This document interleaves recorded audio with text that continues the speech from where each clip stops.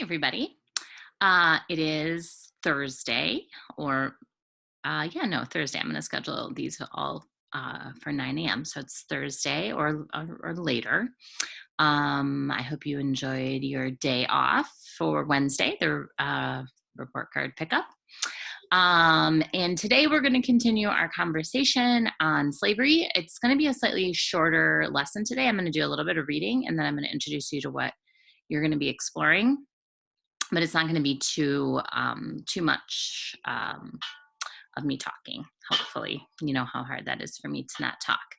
I just want to do a little bit more introduction to what life was like as a slave, and honor the stories of the people who experienced slavery. I have shared with you a first-person primary source sort of resource with a lot of different stories of slaves, and I'm going to read a little bit more from Frederick Douglass's book.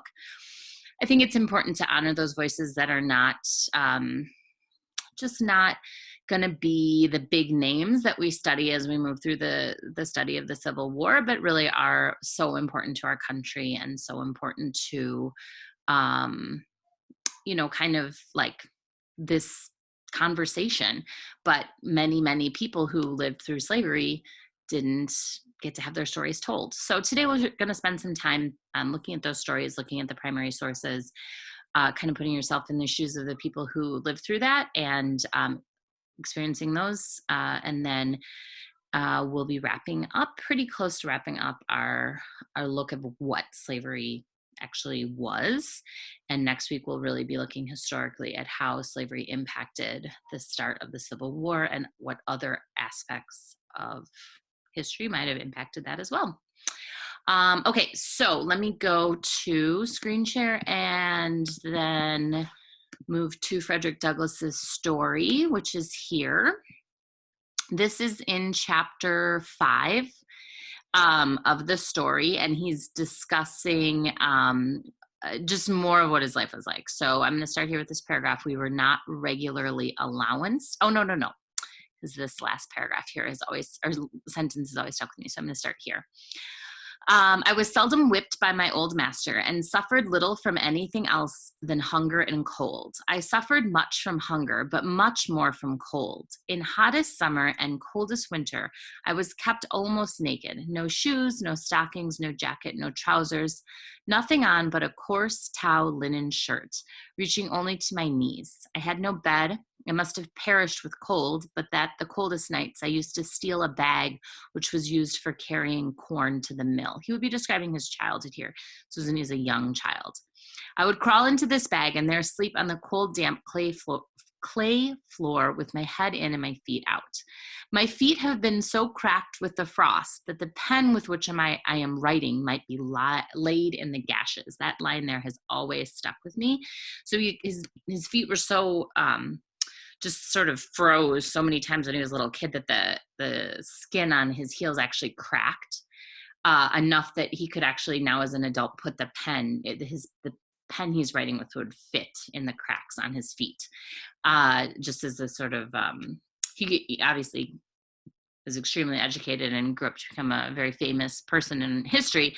So, had a nice house with a fireplace and all that stuff as he was growing up, but he still had the marks of his childhood as a slave.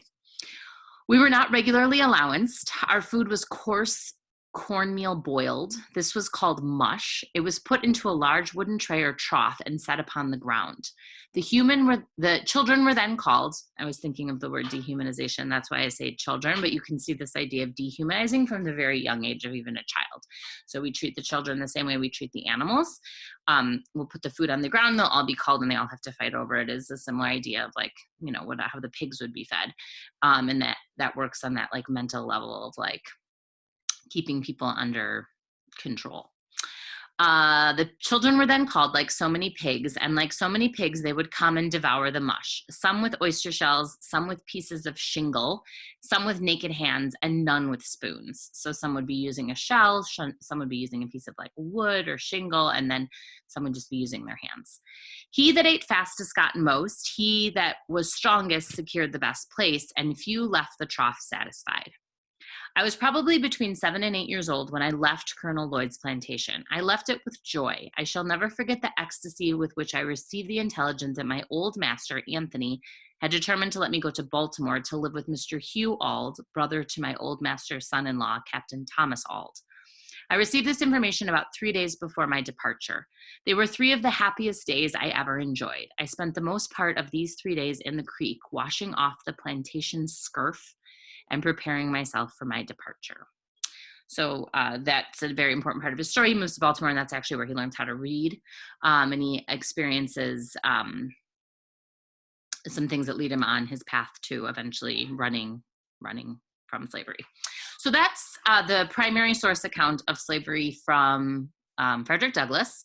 This website is what is shared with you in today's assignment, and it has many, many, many primary sources that are listed with lots of different stories of slavery. There's information about living conditions here with lots of different characters. You can actually hear voices if there's audio. This is Black resistance, there's information there, slave memories. Works Progress Administration sponsored a federal writers project in the 1930s to help chronicle the experience of slavery as remembered by former slaves. So this is after slavery ended, but people who are still alive sharing their accounts. So there's a lot of information here. I have an organizer that I've created to go with this. I really just want you to pick some of these things, listen to some of these narratives. Harriet Jacobs, who was abused by her master, read some of these stories, and just get a more of a sense of the experience of slavery from as told by slaves who've actually experienced it. I believe I made that organizer all the way this morning, so I can't remember, but no, there's 5. 5 where you just tell me what primary source you're using, so Harriet Jacobs, and then tell me a little bit about any thoughts or reactions or questions that you might have from learning about these different primary sources. So that is what you'll do for today. Thursday, and then tomorrow we're going to look at a current event, but we're going to tie it into slavery. So we're going to tie the coronavirus to slavery, which sounds maybe like a crazy stretch, but I actually don't think it is as crazy as you may think. So that is that for today. Today there is no office hours because I am making up the book clubs from yesterday today during office hours, but there are office hours on Friday. All of this work is due in Google Classroom by Sunday at 10 p.m., 9:59 p.m. actually. So if you have questions on any of the work from this week in social studies, you need to come to the Friday at 11:30 office hours to ask me those questions so that you can complete that work and get it done and turned in on Sunday. I will not be accepting work after Sunday. So please make sure that you come to the office hours if you have any questions about any of these things. You can also always send me an email. That's fine. But I think sometimes it's easier and quicker to ask and get their answers in person. So that's it. That's all we have for today. And I will talk to you soon.